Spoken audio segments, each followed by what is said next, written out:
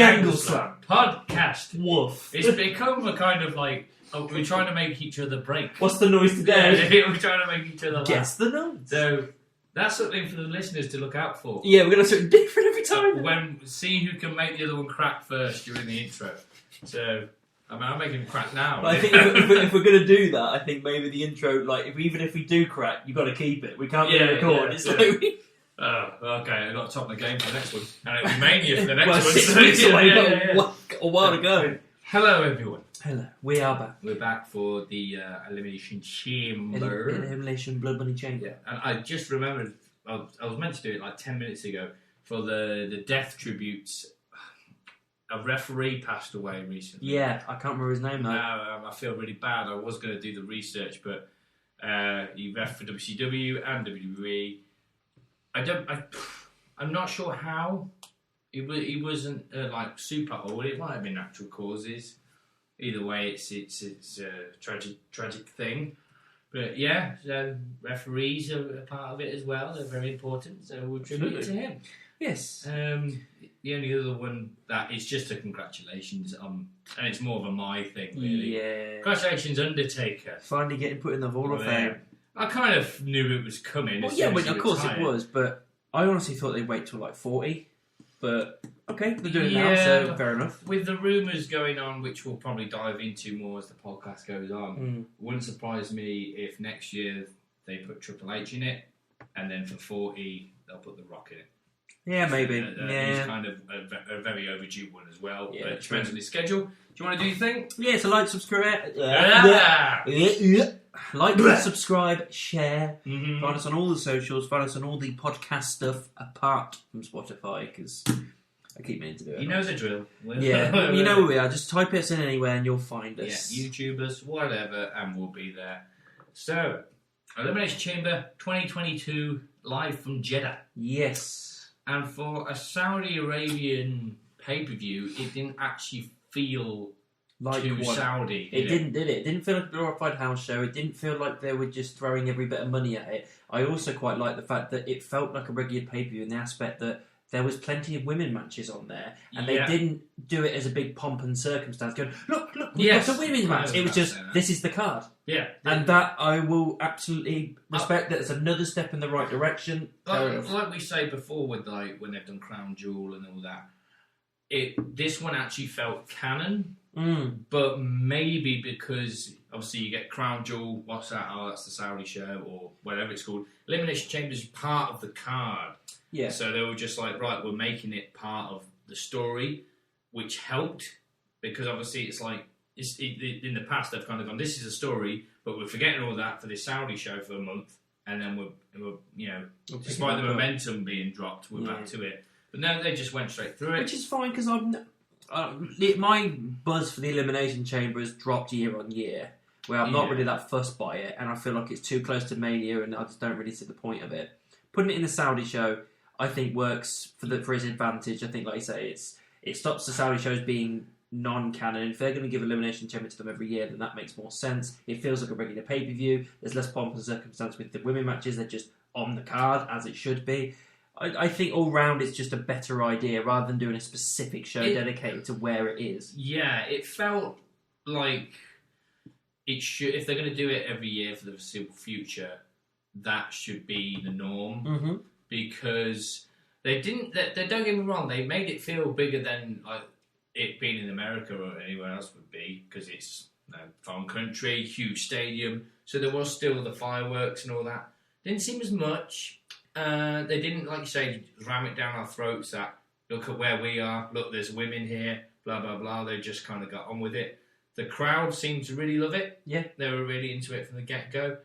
And I think maybe they didn't do it on purpose. Maybe they did. They didn't put too much like pyro and look at this and, into it, because obviously the next one's Mania.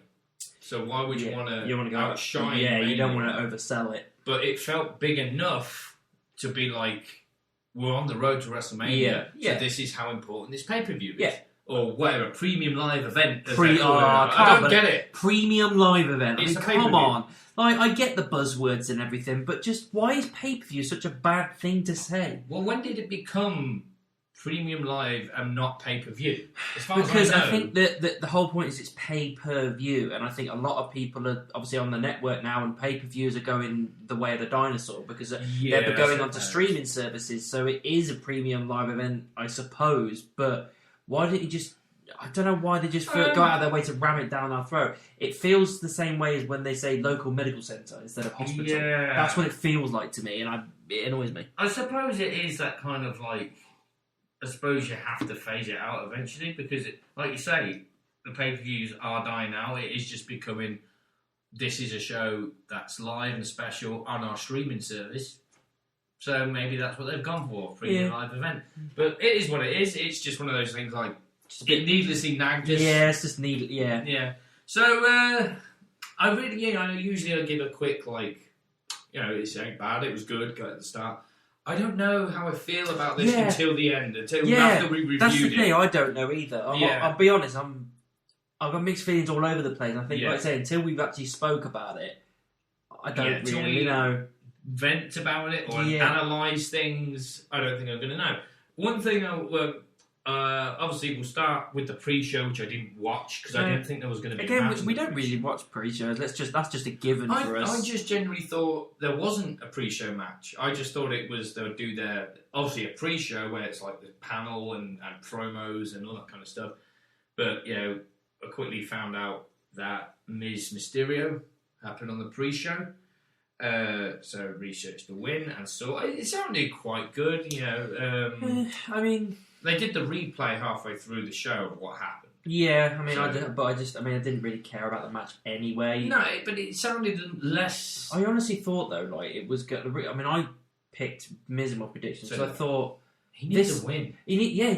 First of all, he does need a win. It's been a while since he's had one, and two, I thought they were getting a fucking hard on for doing Mysterio versus Mysterio. Yeah. So if they are planning on doing that at Mania. When is one going to turn on the other? Well, Dominic probably turning on Ray, I imagine. Like I thought, this is the opportunity. Screw him out of the match, and I suppose, but clearly not. Maybe they bailed on the idea because I can't see it just randomly happening on an episode of Raw or SmackDown or whatever it is. I think it depends on Ray's position as for where his career is, because it's probably something he's saving for his last ever match. Yes. So if he's gone. Nah, I've got one more year in the tank. Then maybe save it for the next year. Yeah, because if he's going to retire, going out on his back to his son, that's the way it should that's go. A great thing to do, isn't it? In Lucha Libre fashion, you give up the mask. Mm-hmm. So like I say, it can't happen on Raw or SmackDown. That's something that big. Yeah. I mean, I'm thinking they've probably bailed on it for this year. He unmasked briefly in WCW, and everyone agrees it was a bad decision, but luckily, it's kind of been like that kind of, we'll sweep it under the carpet, but then it never happened. I feel like you're pressured into it. So it's almost like, let's erase that from history and just kind of go along with it. And in WWE history, never has he been unmasked to the point where it's like, you saw his face properly. Opponents have ripped the mask off and he's hid his face and stuff, but he's never just gone, this is me, it's over. So it's got to be a big deal. Anyway, so yeah. Main card. Miz, well, I was going to say with Miz, so it seemed more than just a substandard match. I mean, you got Dominic chucked out because arguing over the chair made it sound like he got hit with the chair, so the ref was like, out you get. Then it was the roll-up, which is out of nowhere, so Ray wins. Like I say, it didn't really make sense to me because Miz lost all his matches against Edge in that storyline. So it's like, we need to make him look still like a legitimate threat here, otherwise he's just going to be nothing. Yeah. And then just to skip forward to like halfway through the show where they did the replay, he cut a promo. Oh yeah, I forgot about this. Which, first of all, I was excited for, and then as rumours started circulating, it was like, oh really? Yeah. The promo was like, oh yeah, me and the series aren't finished. I want to fight him again. I don't think he said Mania, but the hint is there. It's going to be at Mania. He goes, and I need a partner, someone as good looking as me and who's a global superstar. I got to make a phone call. Instantly, I thought Cody. Yeah, we all thought Cody. I just thought, wow. Yeah. Okay. But in all honesty, if Cody is coming back, I don't really want to see it in a Miz tag team position. My brother said It needs to the be same bigger. thing. It needs to be bigger than that because it feels like every single time someone's plonked with Miz in a tag team, they stay there until they're not used anymore and then kicked out the door. And I don't want that from Cody. They need to be treating him as a big deal. I mean, I suppose I agree in the sense of if it happened. I think I said to you like in a previous conversation, like if those two did team up and became like this formidable team on Raw. With how smug they could be as heels and just dastardly and how good they are on the mic, they could be an unstoppable force. But, like you say, when you first bring Cody back in, it needs to be in a bigger fashion. Yeah. So, yeah, if he does turn up to WWE, maybe down the line, but like if and when he does return... I think he will. Either it'll be just before Mania or I think it'll be at Mania.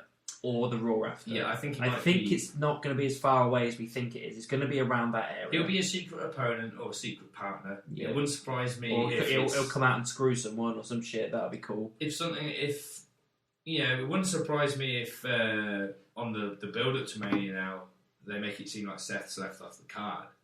And then Seth just comes out and makes Seth versus Cody. Exactly. If Seth just comes out like, Cody. How dare you leave me off the card? I'm challenging anyone back there right now to an impromptu match, and Cody just comes out.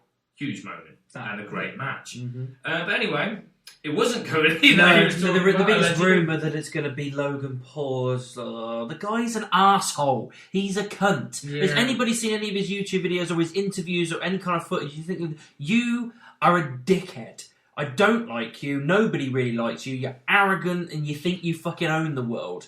Like, did he challenge? Is it Mike Tyson he challenged or some shit? He's challenged fucking everyone. But he just challenged him thinking he's fucking God's gift. Like, mate, you are going to get your ass handed to you. The irony is here because he was at Mania 37, was it last year, where Kevin stunned him? Yeah. Everyone loved it. So in a way, even though I still hate the idea, at least they're booking him as a bad guy. If they were coming like, he's the celebrity. That's the thing, they weren't really when it went to Mania. Yeah, not with Kevin, but with teaming up with Miz. Yeah, I suppose, yeah. So it's like, okay, he's already got the heat, we get it. But it's like, why get a celebrity who people genuinely hate? And the irony is, with all his boxing stuff, and I agree with this, everyone's like, the fights are obviously staged. These opponents let Logan knock him out, got paid off, blah, blah, blah. And yet we're bitching about him going into a other kind of scripted fighting thing. But I think the whole point of it is just who wants him there. Yeah, exactly. No one. Wrestling fans don't. When you see him at Mania, no one reacts to him. No one really bothers. No one's going crazy for him. They're just like, He's not a tuning in point, I don't think. No, he's not. You hear The Rock's going to be there or a celebrity you respect. But even like things like Bad Bunny, I got that. I didn't know who he was, but they knew that was a marketable moment. He was big, and I understood that for the money and everything. Everybody loved him, and everybody went crazy. And he held his own. He did a great job. He did. So that was a great move. But with Logan, it's just like, what? What is he bringing to the table other than his face, which everybody wants to punch? Logan could come. He could wow everybody. He could Pat McAfee the shit out of it. But I still think, even if I go, wow, what are the performance, I'm still going to go, still hate the guy. He's still a prick. Yeah. Yeah, because where does it go? You know... Yeah, he's just gone back into oblivion. People would say that about Bad Bunny, but like you say, it was for the attraction moment. And it worked. Yeah, I don't see what's going to be the attraction with Logan Paul, but that's what it is. So yeah, I think we should get to the main card now. Yeah, we're still on pre-show shit. So that's the longest pre-show chat we've ever had, yeah. So it opens with the Universal Championship. Again. Because it opened on Rumble with that. So I'm liking the fact that like he's doing that whole Lesnar thing of like, if I ain't on last, I'm going on first. Yeah. And I like that. It was, it's a great way to open a show. Mm-hmm. And as far as the match, I didn't dislike it. I didn't hate it. It just did what needed to happen. Yeah, but it felt like a formality. Yeah, exactly. And that's the thing, and that's it. And it was fine, and it didn't feel jarring like any of Goldberg's other matches that there was botches or crap moves or whatever. Or it just felt flat. Yeah, really. I did think right before the bell rang, like, oh shit. Well, last time she was in Saudi, it didn't end very well. So maybe. But no, it was fine. I mean, Reigns carried it quite well. Do we say that Goldberg got Goldberged? No, he didn't. Yeah, to me, Goldberg... he got a little bit more offense in, didn't he? But then in the end, he fell short by getting choked out. Yeah, the way I was hoping or expecting or whatever was when the bell rings, Roman's the one who just comes straight out with a spear, and you're like, what the fuck? He's going to Goldberg. I was slightly surprised where they just like feeling each other out. Well, they tied up. So I was like, oh, they're actually gonna. This isn't going to be the full-on spot fest. They're going to wrestle here. Less than maybe 3 minutes later, Goldberg hits the spear, and even though I was pretty damn confident Roman was still walking out with the belt, there's still that 2% of like, don't you dare, don't you fucking dare. But so it went the way it was like he went for the jackhammer. Roman reversed it to what technically was Uranagi, but at the time he's like, he's going for rock bottom. Yeah. But the fact that he didn't follow it up with the slam... But even Cole, I think, said a modified rock bottom. Yeah. So just call it a Uranagi. You know what it is. You should know what it is. I think... You've been fucking commentating long enough. I think if he is going to start doing the rock bottom at any point, that'll be when Rock Roman is on the cards. So at the minute, keep the Uranagi thing, whatever. I saw Goldberg bleeding... a little, not a lot, but just bits in there where I was like, right, is that just a scrape he's got there, or has he been headbutting the wall backstage again? But apart from that, there's not. I'm not gonna like shit on it. No, because it wasn't to bad. shit on, but there's nothing that wowed me either. No, it was just like I say, it was a formality. Yeah, it was like right, this is done. Let's crack on with the rest of the card. That's what it felt like. As soon as the bell rang for the end, it was like, yeah, that's the way it needed to go. That's the way it expected to go. Let's move on. Okay. But and if this means that Goldberg is out of it and there's no Mania stuff for him and this is his last contracted thing, we don't have to worry about it, and this is it, then fine. That gets it out of the way. It gets the Reigns Goldberg like feud thing that they meant to do 2 years ago and they did it now out of the way. It's done. Let's move on. Fine. Because that's it. Like I said, I'm not going to shit over it because nothing wrong. Nothing inherently bad happened. So, but the only thing I took from that was like, right, if. Like I say, it was meant to happen a couple of years ago at WrestleMania. If they went, oh, let's just, for tonight, let's just do the match we're going to have at Mania. Definitely wasn't a Mania-worthy match. No. It was just, like I say, formality. It happened. The only bit that kind of interested me was someone had to point out on the internet, when Roman got the guillotine in, obviously for the first minute or so, Goldberg's trying to power out. Yeah. And he stands up and slams him into the corner, but Roman holds on. Yeah. At one point, Goldberg holds the rope to keep himself up. Technically, that's a rope break. The ref should have told him to break the hold. I was like, that's a good point. I didn't pick up on that. No, did I.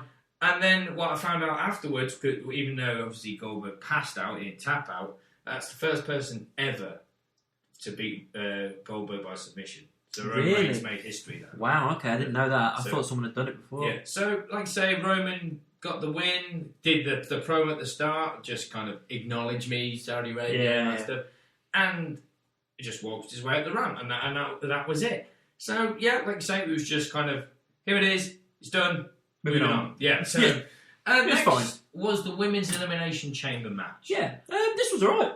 I liked it. Yes, I did. I spoke to a mutual friend of ours, Matt, about it, and he kind of was like, about it. To me, that was probably the best women's chamber match. Yes, and I think a couple of reviews that I've said, they've all been saying the same thing. I think this is definitely the best. It flowed so well. Yes, it flowed very, very nicely. I think everybody got their little moments to shine. Yeah. Alexa back on form. I think she did really well. Yeah, Alexa didn't miss a step. I liked her little swing in the... But they didn't reference it. No, they didn't, but I still liked it. It was a nice little touch. Because it wasn't until like the match was happening, they kind of panned over to her. I was like, is that a swing? Yeah. I was like, why did no one mention that? There's a swing in her fucking point. Yeah. But yeah, like it was just a fun, entertaining match. Yeah, I think I'm trying to remember. Okay, so you had Liv, Alexa, Doudrop, Bianca, Rhea, and Nikki ASH. So obviously Nikki and Rhea going at it, kind of thing. Like, and that was good. I liked that. Yeah, I mean, like I say, I don't know if that's the end of the story, but if it is, it's good enough to the whole. Yeah. As soon as Rhea came out, Nikki. Because obviously Rhea pinned Nikki. Yeah, so... she tried to run at first. Yeah, I'm like, do you know where you are? You're in the chamber. There's no way out, bitch. And Rhea got the pin. Doudrop. I think Liv eliminated her through that like huge senton bomb off the top rope. Yes, so it was a little bit. I think that's one of the I've got two gripes with this match, and the one was that Doudrop didn't really get too much to do, and I felt like the whole point is aren't they meant to be building as like the Nia Jax takeover, basically. Yeah, she did do a few slams into the but cage. I just felt like Liv pinning her, unless that's going to be a match at Mania, I don't know. The only other thing I would say is that they didn't use the chamber itself that much. No. They used it a bit. It was still a good match, and like I said, I still think it's the strongest women's Elimination Chamber match. But they didn't use enough of the chamber. That's all I would say. Yeah, I think on one side, as far as I thought, maybe they could have used the chains more. The outside part, I thought, okay, even when they're getting slammed onto it, they're not being like cautious. They're just going balls to the wall, which they need to. And it's dangerous, but you signed up for it. Yeah. And obviously, they can't really use the pods as a weapon much because you've got the men's later on, so you can't damage it unless. I don't know. Well, it's first, I mean, I'm pretty sure they have a couple of extra slides. Yeah, I was going to say, if it happens, replace it. But then again, you got to lift it up, so you're going to be like above the ring while trying to. It could just get all complicated. Yeah. So, the Doudrop elimination, I bought because Liv doing it. I was like, okay, you're keeping Liv relatively strong. Yeah, it keeps her strong. And the fact that it was a slam off the top. Was more the bigger they are, the harder they fall. Yeah, so that's why it probably took her out. True, I did notice though, I think Doudrop tried to throw Liv over the top rope first, and her boot got caught on the turnbuckle. Yes. I thought, oh shit, and Doudrop literally just got hooked in, didn't it? But luckily, I don't know if this was part of the story or not. Obviously, from a kayfabe standpoint, you'd be like, well, why was Doudrop helping her there, taking her off the boot? It's like straight after she was climbing to the top rope to try and do something. So it was like, Liv was in the way. She wasn't going, I'll help you out because you're there. So that kind of helped.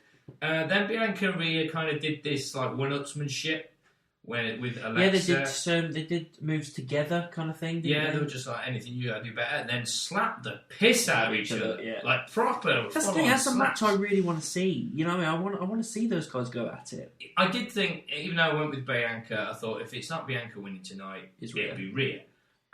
So who was left then? So I think Liv got eliminated next. Yes, Rhea did, didn't she? Rhea got gone by then someone. Liv.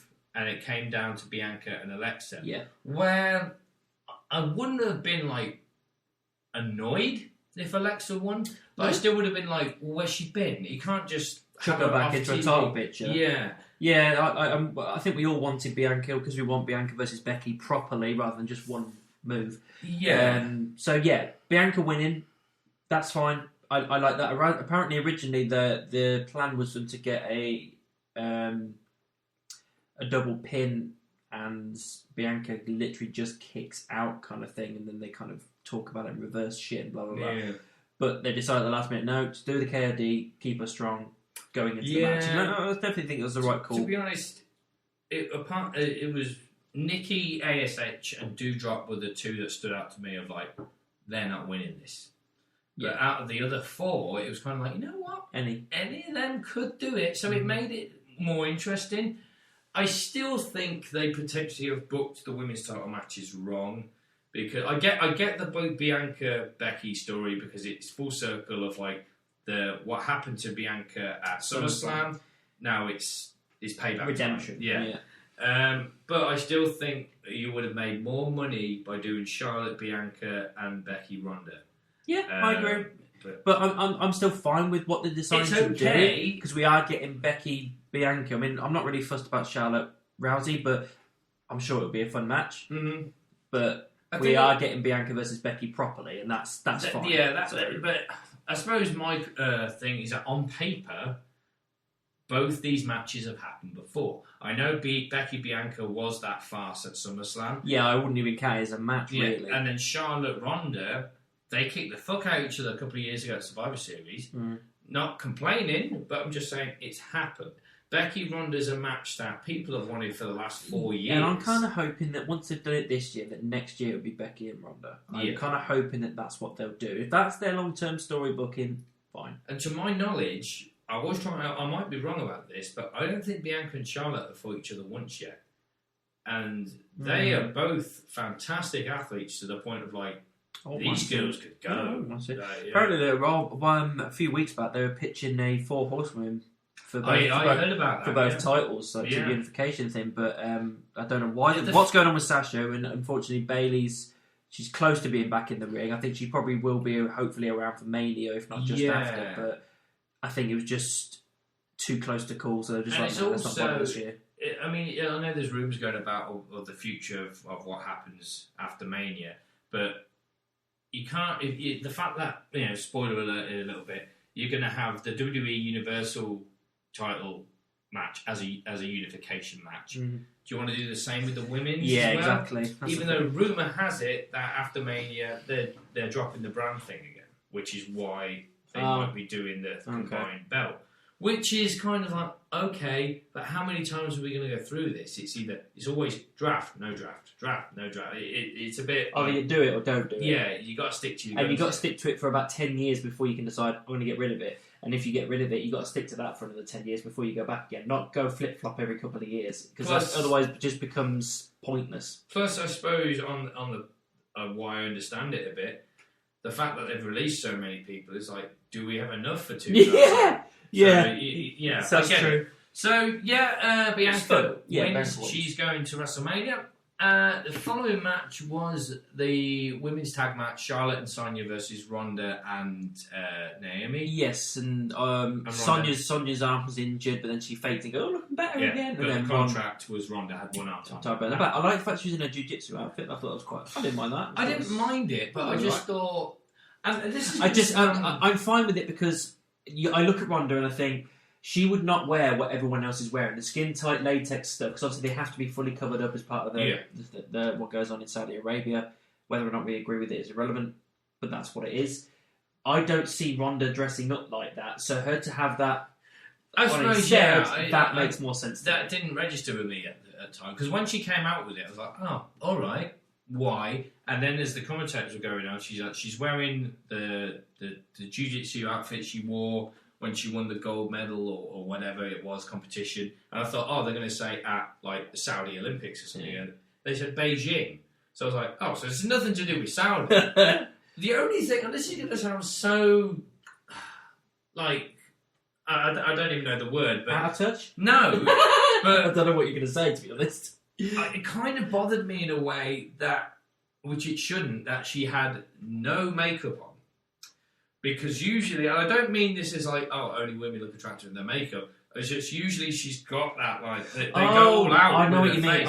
You don't mean like foundation and shit. You mean like war paint stuff. Yes, that kind of stuff. No, I know. Because, Naomi, obviously, she's got like the big lipstick and obviously the glow in the dark and the hair thing. Yeah. I think Sonya does the whole like regular makeup stuff, and Charlotte definitely wears makeup.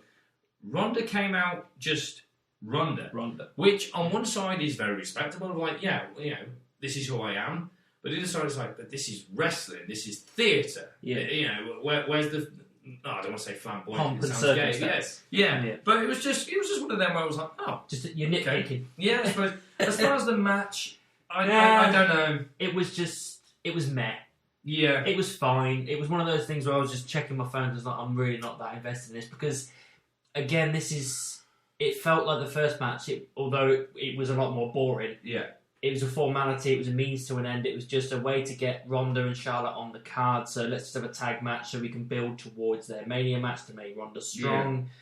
That's it, really. There's nothing else that really kind of happens there unless the Sonya Naomi thing kind of had another layer onto it. But I think I don't really care about that match anymore. Yeah. That should be done now. If that's happening at Mania, that's got to be a pre-show. That is, that was going to be a piss break match. Which is a shame because I really like Naomi and I really like Sonya. I think Sonya's great. But the story is definitely not like it's not a main story. It's not this is kind of like a sub story. Yeah, it's not strong. So I think the problem I had with the Ronda thing, not only was the fact that her arm was meant to be tied behind her back and kept coming forward. I did keep thinking, well, she can't do anything with it still because it's like attached to her waist, but it seemed a little bit. And she kept putting it behind her back, like, oh yeah, shit, sorry.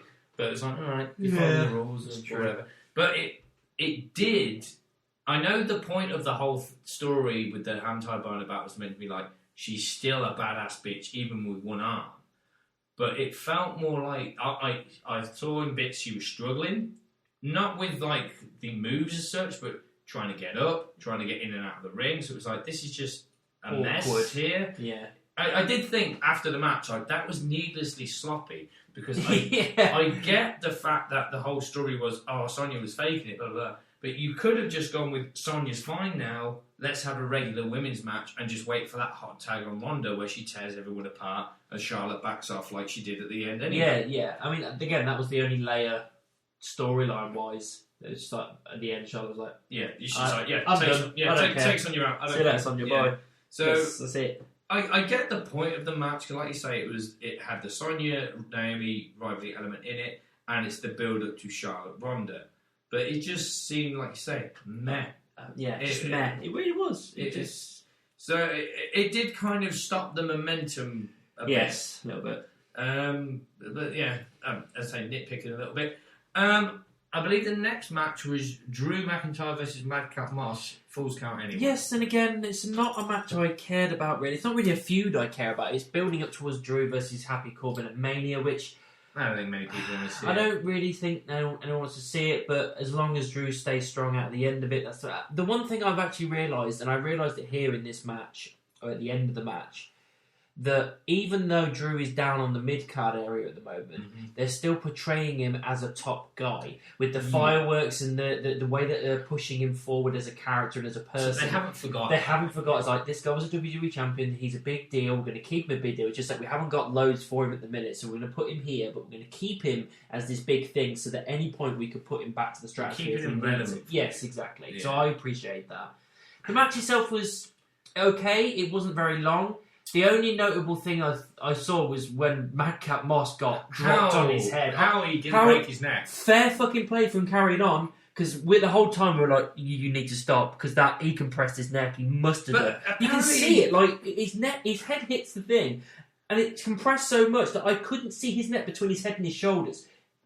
But he carried on another 6 minutes. Allegedly, he's also fine. Yeah, apparently he's fine. And they're like, you dodged a bullet. Yeah, how? Jesus. And so, yeah, it impressed me. It showed how tough he was. Yeah, it was like fair fucking play. I never really thought Madcap Moss was a bad wrestler anyway, but like the problem with his character was I wasn't invested. He's the lackey. Yeah, but he's with all these jokes and everything he does, he's like the unfunny uncle at a party.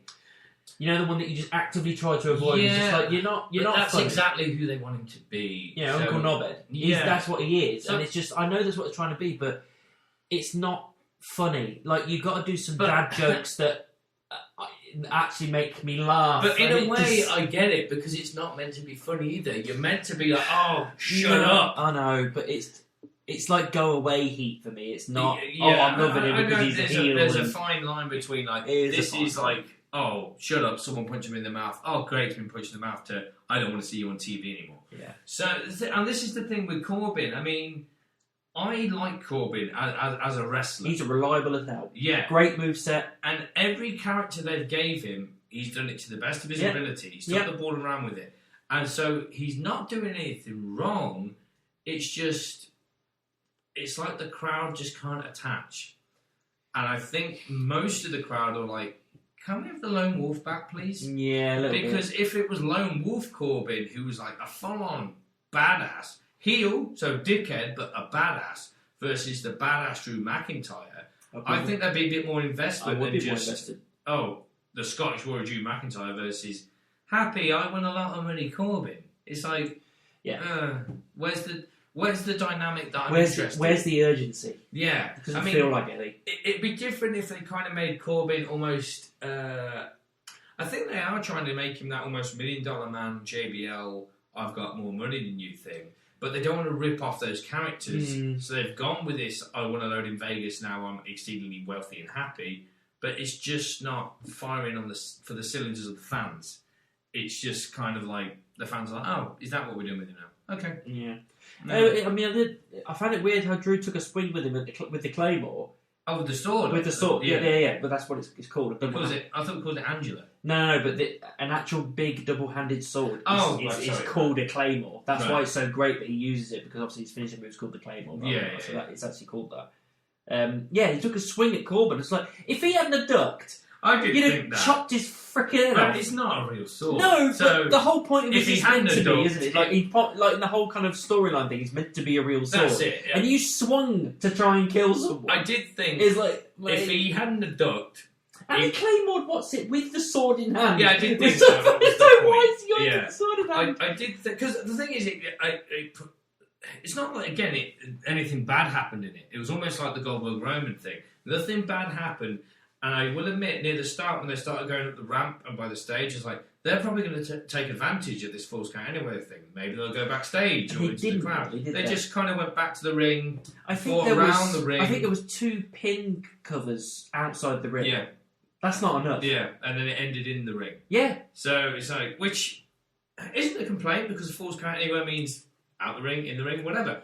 But yeah, it's all like the other matches have to end in the ring. So why don't you have this one end outside the ring? It's on like the fucking top of the you stage? didn't take advantage of this. Not at all. And the thing is, well, if Corbin hadn't have ducked from the sword, not only would it still have like really whacked him, like it would have hurt. But he would have been the one to get the bollock when he got backstage of like, no, you've just shown everyone it's not a real sword. Yeah, probably would have. And there's still a part of me thinking, if I was in Corbin's position, I'd be like, a part of me wants to not duck just to see everyone's face. And then Vince blows up at me backstage. Like, what are you doing? It's like, funny. Funny. So it was just another match that was just there. There were some things of note, but there were things that were either silly or it was a real genuine accident. Yeah, I mean, similar. Yeah, Madcap's got my respect. Yeah, fair enough. And I'm glad he's okay. It's similar to the match before. It's building to the obvious match between Corbin and Drew. Yeah. It would not surprise me if somehow Corbin gets the win at Mania. Because that's a bold prediction. On one side, Drew lost last year, so maybe he should win at Mania this year, but 50-50 booking, that kind of thing. And if you want to make new stars, maybe now is the time for Corbin's push. Because when they threw him right into the Universal title thing with Seth for a few months, it was that kind of, where did this come from? Yeah, it's too abrupt. Now with what they're doing with Corbin, at least they're keeping him on TV, making him slightly relevant. If he does beat Drew at Mania, it will be an upset. And I'm not saying that win puts him in the world title picture. But you've still got to run with it. Yeah, I think after that, United States Intercontinental first for Corbin. And that's fine, but unfortunately, Vince isn't interested in long-term storybooking. He's interested in moments. And the moment that he's going to want is a nice big win for Drew at Mania. Possibly. I know all he wants is a moment, because and then he'll just move on to the next moment and go, don't worry about that. Don't worry about that. Here's the next moment. That's what his MO is. He likes his big guys. I think he's a fan of Corbin as much as Drew. Maybe not as much, but he's definitely a fan. And Taker's a huge fan of Corbin. They've worked with each other a lot. So I'm not saying Corbin doesn't deserve it. It's just from a fan perspective, I don't know when the right time is. Yeah. And if this is the character to do it with. Yeah. So it's a bit of up in the air with Corbin. It has been for the last 2 or 3 years. It has been really weird. But so yeah, Drew won with a Claymore. Yeah. Next was the Raw Women's Championship. Yeah, Becky versus Lita. Mm-hmm. Which kind of came out of nowhere, really. And I quite liked how we had this parallel where a while ago we had Charlotte versus Trish, and then Becky versus Lita, where I felt like Trish and Lita are the same as Becky and Charlotte in their respective eras. Yes. So I quite liked how we had them against each other. I did enjoy that. And in all honesty, it wasn't an absolute clinic, but Lita did all right. I think she did better than I thought she was going to. It didn't look sloppy. It didn't look too jarring for me. I'm actually on the other side of the coin with this. Oh, really? I think after... like I say, she didn't do bad, but to me, it was more... I don't think Lita belongs in the ring anymore. Not that she did too bad, but there were some of note kind of... maybe not sloppy is the word, but slow, can't keep up with Becky kind of stuff. I know there's her age, and I know there's the heat of Saudi, but it just kind of seems like I said, when the match, maybe not even at the start of the match, I think halfway through, it was almost like I had to remind myself, this is the legendary Lita getting back in the ring for another fight, another championship match, and it still didn't feel like the Well, legendary. But that's the thing. Lita. I feel like they just didn't build it quick enough. They just suddenly went, let's just do this. They didn't build it quick enough, but I thought the story was strong enough, especially how Becky was selling it. Yeah, the contract signing bit was amazing. Yeah, that was. I'm like, how can you do this? It was like, a part of it was that whole 75% of the fans were like, for Becky, was like, this is cowardice of Becky. She just did it. But the other, there was that 25% of like, is she genuinely like hurt by that? Her hero wants to take the belt off her, and almost that whole, I'm going to destroy you at Chamber. And I don't want to. Yeah. So it was a good dynamic. So I don't want to, again, I love Lita. She's like one of my favourite female wrestlers of all time. I mean, I'd argue she was my favourite back in the... And she probably was mine as well, because she was... Pretty close second. Because in a Divas era, she was the only one really, like, wrestling. Yeah, but she was, like, also so alternative and all that kind of stuff. She wasn't going there like, I've got blonde hair and big tits. Granted, later on with Edge and everything, they did the sex thing and all that kind of stuff. But in her actual prime, she was the one that stood out to me. Yeah, I think what got it was, she keeps kind of teasing. I don't know if it was just for this match, because obviously if she had won, she'd been the Raw Women's Champion. She kept was like, I've got one last run in me. After that, I was like, no, that was, I think, one last match. Yeah. I think... I mean, she had an emotional thing at the end and everything. She did, and she deserved the standing ovation for who she is. But I don't know if the match was worth the standing ovation. No, the match itself probably not. Because, like I said, it wasn't an amazing match, but I didn't feel like she was out of place to me. You're probably right. There probably was some errors in certain places or slowness, but I don't know. When I was watching it, I just didn't feel like I was put out going, this is old Lita. I think the two bits that got me, it was meant to be like almost a roll-up where Lita rolls through again, so they pop up and she grabs Becky straight into the sleeper. Not only did she have to hotch herself over because she didn't get it right, the sleeper wasn't... if anything, she was doing that above her. So the podcast not going to be able to see it. But she didn't have the grip on properly. It was almost like you're hardly... the sleeper's around the neck. You're kind of around the forehead. And that's a very basic move. How are you cocking this up? She might have got a bit dazzled or something, a bit dizzy and stuff. And I think she kind of fucked up a twist of fate, which luckily just made it look like a badass neck breaker. Yeah. But to the point that when she went for the moonsault, I was genuinely nervous. I thought, don't fuck this the moonsault, though. Yeah, I mean, that's her... The only thing I said is fucking Kevin Dunn in the truck fucking panned away as she took the jump. I was like, are you mad? Yeah, and then Becky did one, which was pretty cool. And then, but it also... It was a manhandle slam that put Lita away, wasn't it? Yeah, I think the second one. I think the first one she got the rope, didn't she, to stop the break. So, manhandle slam. Yeah, she didn't tap out from the disarmer, did she? No. No. See, like I said, because at the end of the day, Becky was never going to lose. That's the other issue. No one ever thought Lita's got because we knew this was going to be a one and done. There's no way Lita's going into Mania as champ with Becky's big time bet. Yeah, I think it would have been more. I mean, if it happened, a part of me would. If the match had gone smoothly or more smooth than I'm making it out to be, I think I might have gone, oh right, shit, weren't expecting that. Lita Bianca. Okay. But the very next thing I was like, what the fuck's Becky going to do now? Yeah. How are you going to leave Becky Lynch off the card, not in a championship thing, unless they maybe had done a triple threat? I don't know. But no one ever thought Becky was losing. So it was just kind of like, this is cool. We're seeing Lita wrestle. That's what it was. We're seeing Lita wrestle again. Yeah, that's felt pretty much what it was. For both, I was going to say this about Goldberg. When Goldberg came out, I mean, we've always discussed about how we feel about his in-ring work, but the character of Goldberg is incredible. Character's incredible. Work is not. Unstoppable man that just will tear through beasts, dead men, whatever. And yet, when he came out, I always used to buy into the whole, he's in the fireworks, he's breathing, he's snarling, all that stuff.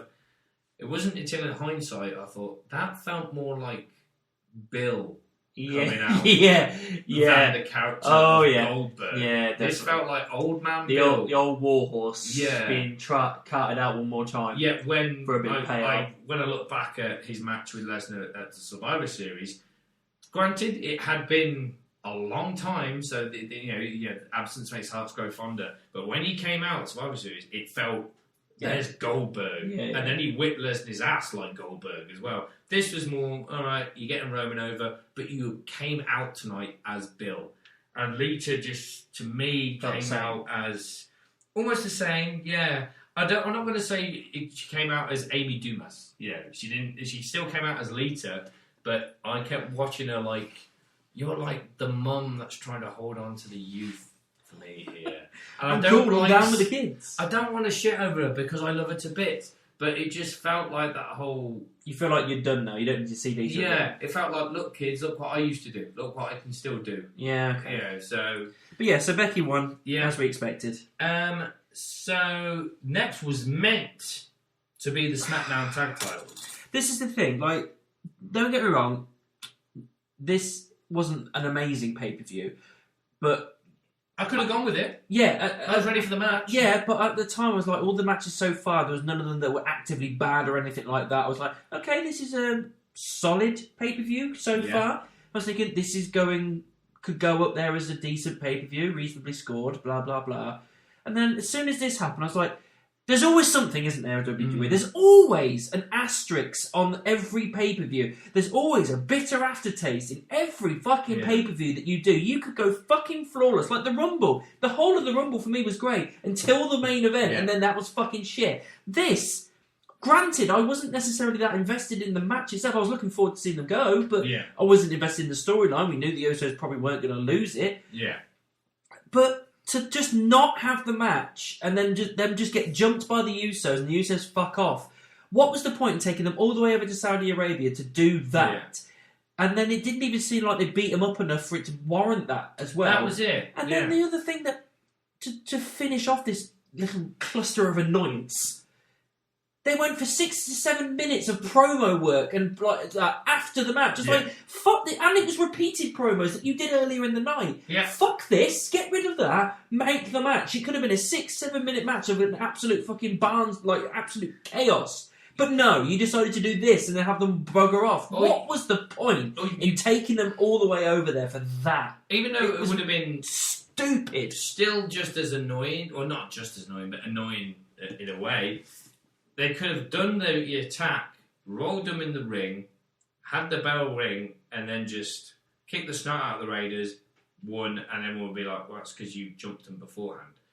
At least you would have got a match. I think you still, like I say, it'd be annoyance there, but probably not as much. At least the bell rang. Because like you say, what's the point of even putting it on the card if you had no intention of doing it? Yeah, and again, like... It's not like you're in the US where it doesn't take them very long to get there. They had to take a massive bastard flight all the way over there and sit in this bastard heat all day.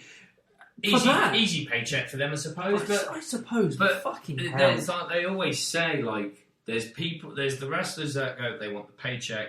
There's those that want to actually make something of themselves, put on a show, do their craft. I don't know where the Raiders and Usos stand at that, but I'd like to think they would want to actually have the match. Yeah, they're obviously saving unless they do. Nothing's come out nothing's come out at the moment to tell us why this happened. The only thing I can think of is they were pushed for time. But the pay-per-view, the thing they weren't. The pay-per-view wasn't even 3 hours. It was 2:50. I had to Google, which I like because it was a 5 p.m. start for us, so great. But I googled just out of interest, like, what's the runtime meant to be? And it said 4 hours. So I was like, at 9 o'clock. So we were like at something like, I don't know what it was, 7:45, something like that. And I'm thinking, wow, 2 matches to go. We've still got like an hour and a bit. The Chamber's going to be great, or this tag team's going to go in a while. Yeah. And then it didn't even happen. So I just don't get the... Unless someone's injured, but surely it would have come out by now that, this person's injured, so we couldn't do the match. Then, there's got to have been a reason. I mean, I don't know whether it's going to be a valid one. You're pushing more on the Usos heel thing, but we already know that. We know they're heels. We know that. They're with Reigns. Of course they are. I said to my brother, like, all right, this means to me, obviously, the story is Usos trying to dodge them because they're their biggest threat. It's going to happen at Mania. Raiders will probably get the win at Mania. To which he responded, rumours is probably going to happen on SmackDown. So it's like, why just throw it off a pay-per-view on SmackDown then, if you never planned to do it on the pay-per-view? None of it made sense. And so it was just kind of like, all right. And like I say, there was plenty of time. They didn't go the 4 hours, but they had to fill it in with commercials. And even though it was a cool video package, there was like, Taker's in the Hall of Fame. Here's all the headlines. But we've already seen that. We've already seen it. It's all over YouTube. Then they said, Mania's this amount of days away. It's like, you did that earlier in the night. Yeah, the Stupendous. Oh, God, that's which so I hate the tagline. Oh, I hate it. I hate the tagline. Stupendous. I don't know that. So, yeah, that didn't happen. Main event. Yes, the men's Elimination Chamber match. It was good, but it was weird at the same time. Like it was. I don't think I liked it. I mean, it was entertaining to a degree, certain but spots were. It became very obvious to me early on in the night, which I think I probably already mentioned to you, that it looked like Lesnar was going to take this. Now, I went for Bobby in my predictions, so I thought, surely he's going to retain, he's only just got it back. And also, like, what are you going to do with Bobby at Mania if he's not, blah, blah, blah, and all that kind of stuff. The news after kind of... Yes, and this is... But early on the night, they were saying things like, oh, well, if Lesnar wins, it's going to be title versus title, champion versus champion. It's like, you've mentioned this a couple of times now, you're already hammering it home. This is what you're going to do. You're not going to get kayfabe fans' hopes up and then take it away from them. Yeah, so... Lashley got injured early on, kayfabe injured, like concussed by getting hit when Rollins put, I think, Riddle through the... wasn't it Austin Theory? Oh, Austin Theory, that's it, through the thing, and he got taken out and put in concussion mode, and I was like, oh my God, really? Is this how you're doing it? Then you find out later on that he actually got injured at the Rumble. Doesn't surprise me, after those German suplexes he took at the Rumble. So yeah, he's out for 4 months, and this was their way of getting him out of it. So obviously after Lashley was gone, I was like, right, Lesnar's winning this then. That was my biggest issue with that, because when it came in, I was like, I'm actually really looking forward to it. So another thing that kind of bothered me was, okay, logically, you have the 4 pod guys go first, and then the 2 that started. You had to go 1, 2, 3 pod guys, Seth, Theory, and then Lesnar as the last pod guy. But they did that with the ladies one as well. I didn't even know. Yeah, they did. Alexa was the last one out, but she went into the pod. See, I don't know why. I don't get the logic with that. To me, because I'm old school, so to me, you got the champion goes unless with the chamber thing. It's the 4 pod people, and then the 2 starting in the ring. For any other thing, it's the champion comes out last. Yeah. Now I get that Lesnar's the big star in this, and it's first time in the chamber as well, which I suppose was going in. That's a big deal. Like I said, when it first started, I was like. It took me a while, because obviously you watch it for what it is, of 6 guys in a chamber. But the fact that Theory and Seth were starting, I was like, hang on a minute. This, as a one-on-one, would be a dream match. So I'm going to watch what they do. I mean, if they don't do the Cody-Seth thing, I wouldn't mind that match at Mania. Yeah, me neither. But, I mean, even Seth's the kind of person that he could lose to Theory at Mania, and it wouldn't really damage him, and it will put Theory over strong. That's potentially a future main eventer, and Vince obviously clearly is high on it. The fact that Vince hates to be on TV nowadays, but he's investing himself in a storyline with Theory means he sees something in him. And I've seen what Austin Theory can do in Evolve. He can go. Yeah, he's good. He's a great guy. So I was really invested in that. The Lashley pod thing happened, and the way he fell... Unfortunately, it looked a bit... Naff. It did. It did look naff. Because we didn't know the news at the time, I was genuinely watching this like, right, is this a work or did I miss something and he's genuinely hurt? Yeah. Because when they started going, oh, he smashed his head off the beam at the back and he's concussed, I was like, no, he didn't. Did he? Yeah. Did I miss it? Yeah, I was like, no, he didn't. Yeah. I think I could even see it in his eyes when he sat back. He's like, oh, I misjudged that. Yeah. I was like, fuck that. Or more just like, this is how I lose my title because of an injury. Because I felt, finally, to me, Bobby's found his place. Yes. Especially and I like MVP. Where he is. He is one of those top guys. Every time he's a champion, I think, deserves it. When credible, he won the makes sense. At the Rumble, it's like, you know what, I've got no problem with him being a 2-time champion. No, and now, not only is he out for months, but he gets to miss WrestleMania. And he was in that main event light. And it is what it is, isn't it? He's injured. I feel so bad for him. Yeah. But soon as that happened, and then even though they didn't rule it, claim it until later in the match that Lashley's not coming back, he's out, that's when I was like, right, I can't get invested in the rest now because they're just going to be spotting each other and wasting time until Lesnar comes in and and that's the thing, it's like there were, obviously Seth, we all love Seth, I just don't see it happening. Austin Theory, clearly not going to happen. AJ, I thought maybe, but I thought no, I think they're probably going for something else with him at Mania. I don't really know. Probably Edge. Riddle was the only one where I thought maybe, only on the assumption that apparently he was penciled to actually win the Rumble before they changed their mind. So I thought maybe they'd do it here. Maybe it'd be him versus Orton for the title at Mania or something. Yeah. Because they have done that a lot of times in the Elimination Chamber. They swerved the shit out of him. Remember when Bray won it? That was just out of nowhere. So that was my only thing. I thought maybe it could be that, but that was very fleeting because I thought, nah, Lesnar's in this. Lesnar's having this now. And I did quite like as well when Lashley was meant to enter with the buzzer. Yeah. And then you see that Lesnar's pissed off. So he's like, I'm not waiting any longer. So he blasts out. And that was a great moment. And it was off script. Yeah, I was going to say, found out it was off script. He was supposed to wait. Which on one side, I quite liked that. I loved it. It got the reaction. It got a reaction. And it's like, this is very Lesnar. It's like, well, I'm not waiting any longer. I'm going in. The story would... the fact that the Lashley's paid pod by the hour. Of like, it's Lashley's pod, but he's not there. Like, he's going to be like, I'll pull up and chat for a bit. He's going to be like, no, what's the point of the light going on him? I'm next. Fuck this. Smashes out. The thing is, I'm beginning to kind of like Brock, but I just kept thinking, any other person on the roster had done that, Vince would be losing his shit, blah, blah, blah. Brock knows that they can't do that to him.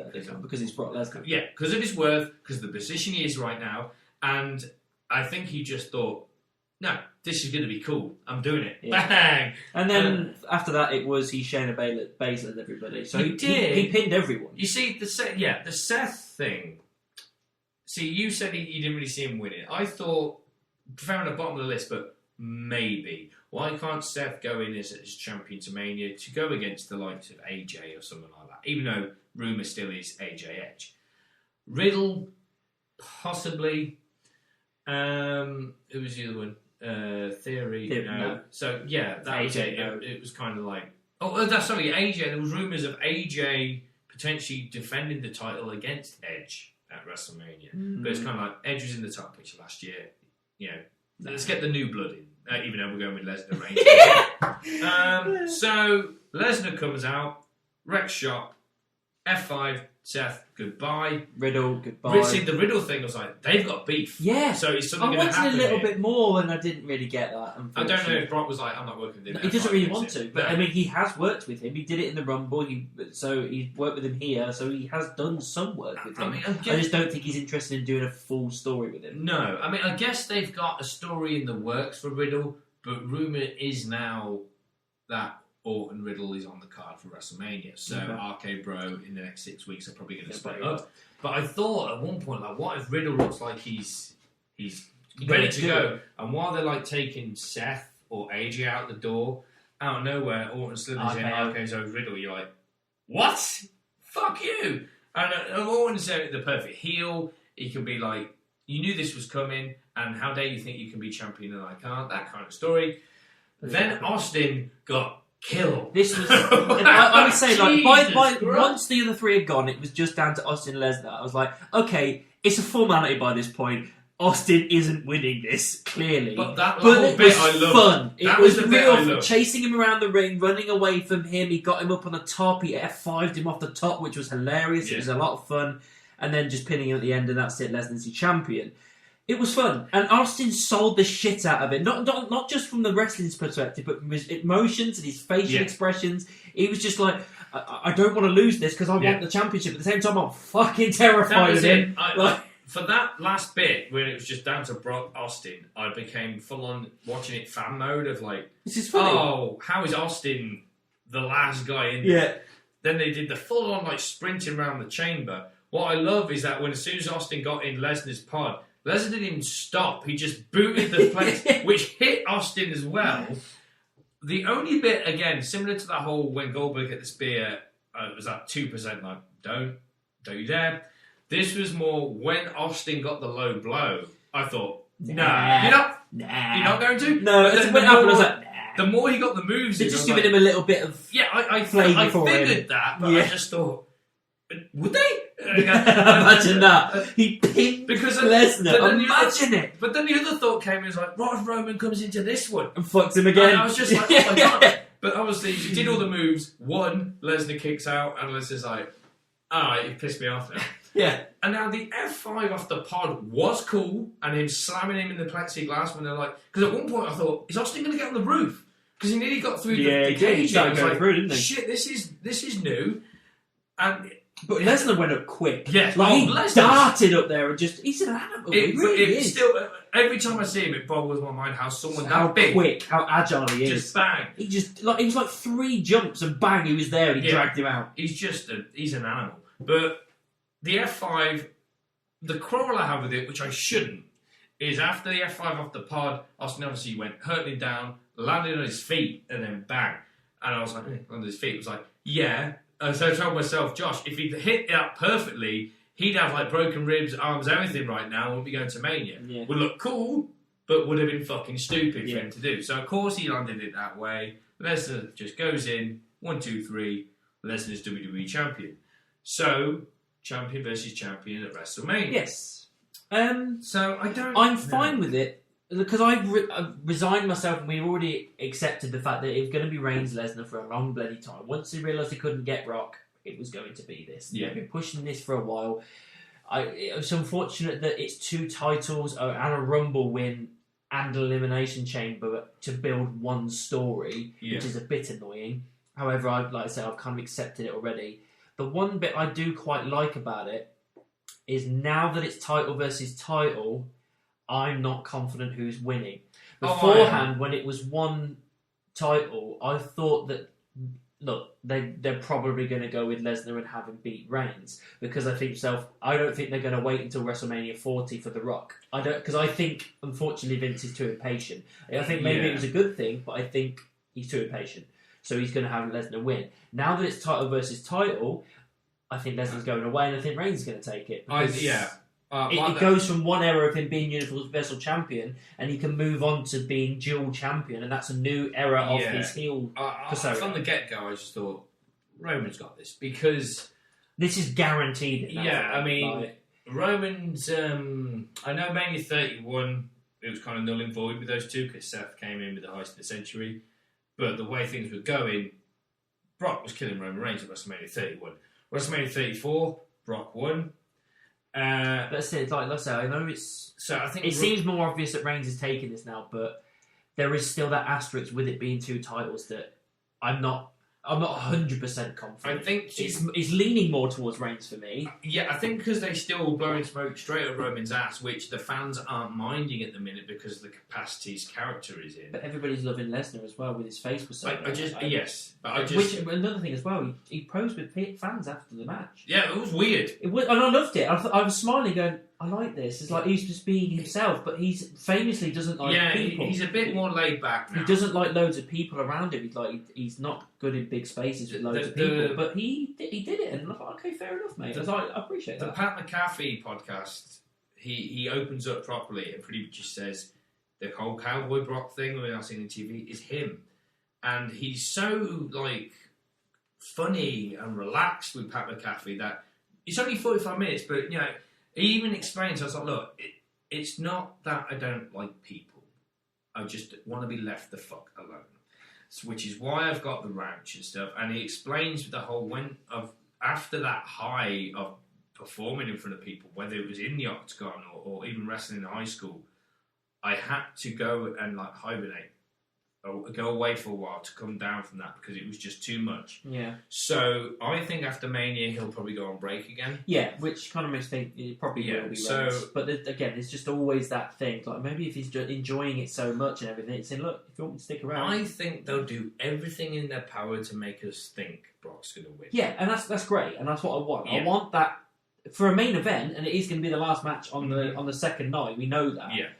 I want that little bit of disbelief, and putting title versus title, like I say, although we've had a lot of storylines to make this one storyline happen, it does add that little extra layer of intrigue of thinking it could be Lesnar. You never know. It's strong that it's probably going to be Reigns, but you never know, and that's what I like about it. I think Vince wants to make Roman's legacy so impressive that it's like not only have you now got your Lesnar victory at WrestleMania, but you beat him for both championships, and you've survived through 2 WrestleManias with your reign still intact. Yeah.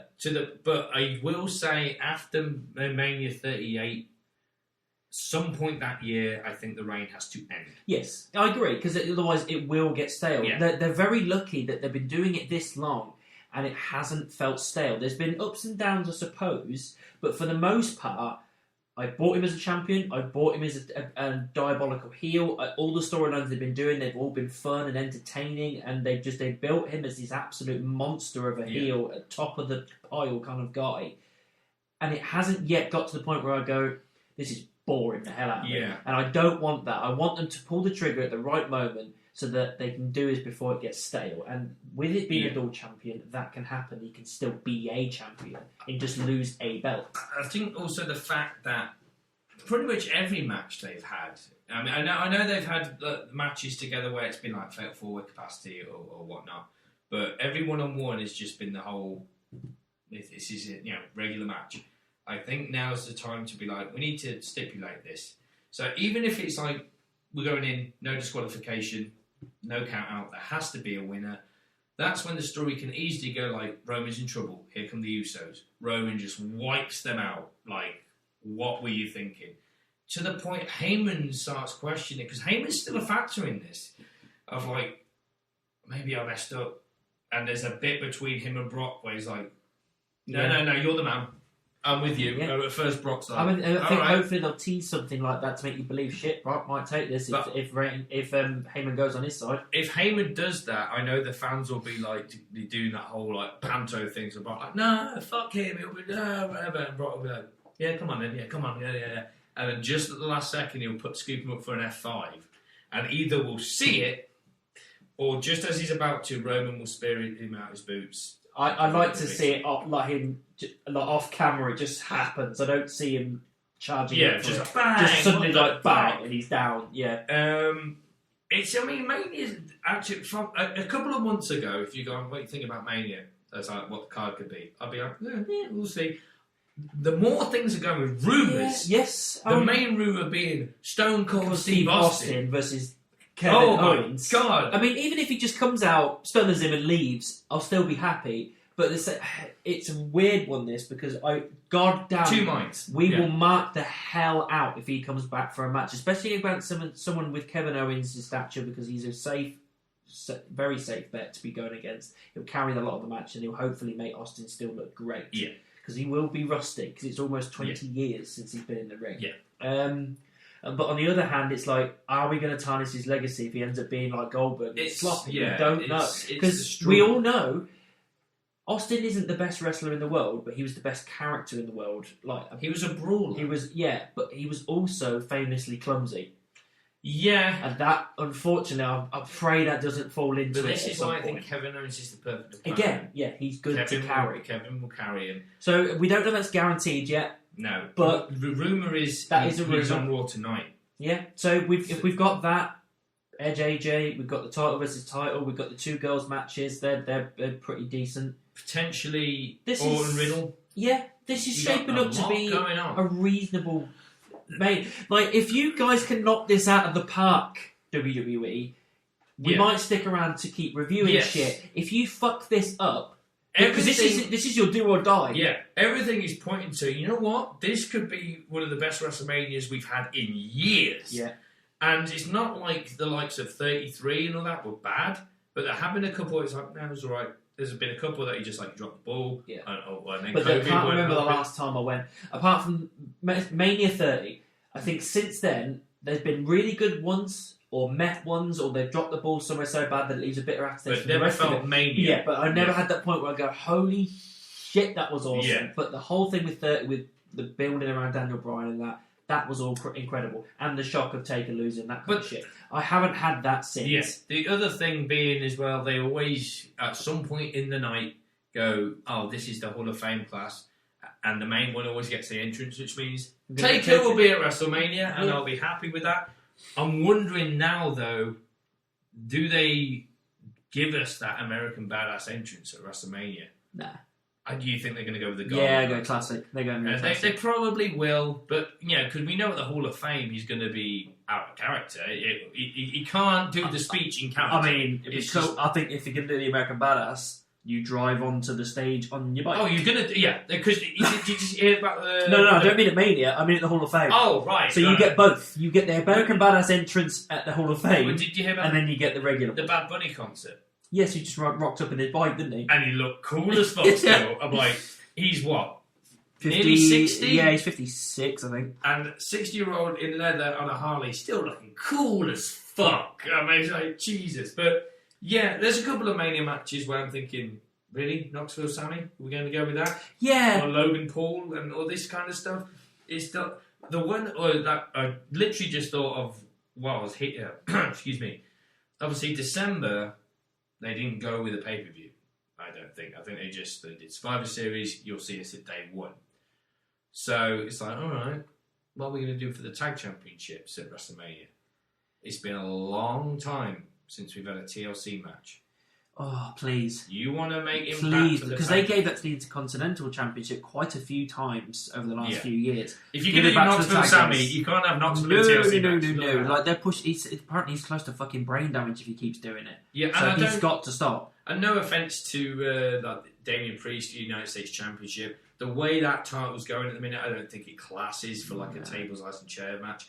24/7 title definitely doesn't. No, tag. That would be fun if we do the tags. Yeah, I mean, if RK Bro are going to disband before Mania to lead to their match, more than likely you're going to have Chad Gable and Otis going in as champs. I'm struggling to think of what other teams are left. Viking Raiders.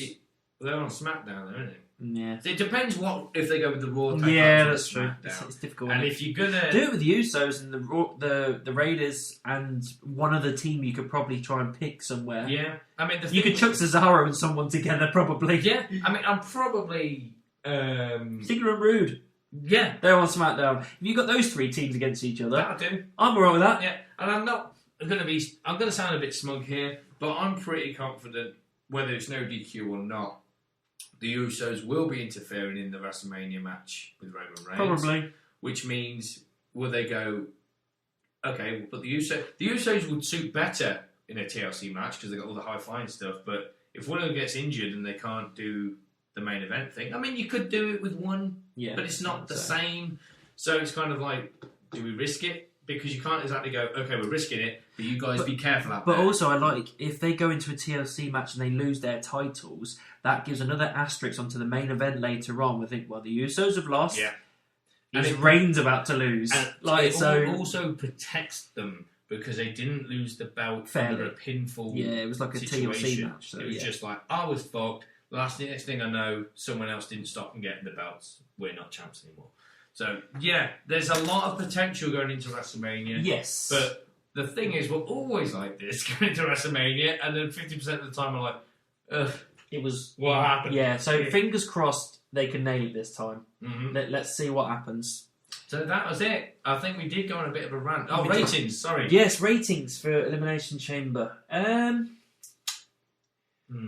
6. Yeah, I'm going with a 6. I think 6 is fair. Yeah, and I don't think there's really much more to add. Everything we've just said we've this, covered it. I think, solid. We've covered it all. 6. It's a solid 6. Yeah, solid 6, I think. So yeah, Elimination Chamber done. We've got 6 weeks to go until WrestleMania. Mm-hmm. So you're going to see us in 6 weeks. We've got a while to wait. Yeah, well, I'll be watching Revolution at one point, but we're not doing the AEW podcast yet. No. But AEW should be good. I think it's not next week, the next. So, yes. So that's Elimination Chamber done and dusted. Like, share, subscribe, and we will be back in 6 weeks for the 38th WrestleMania. So hopefully it'll be good. Yes. Bye.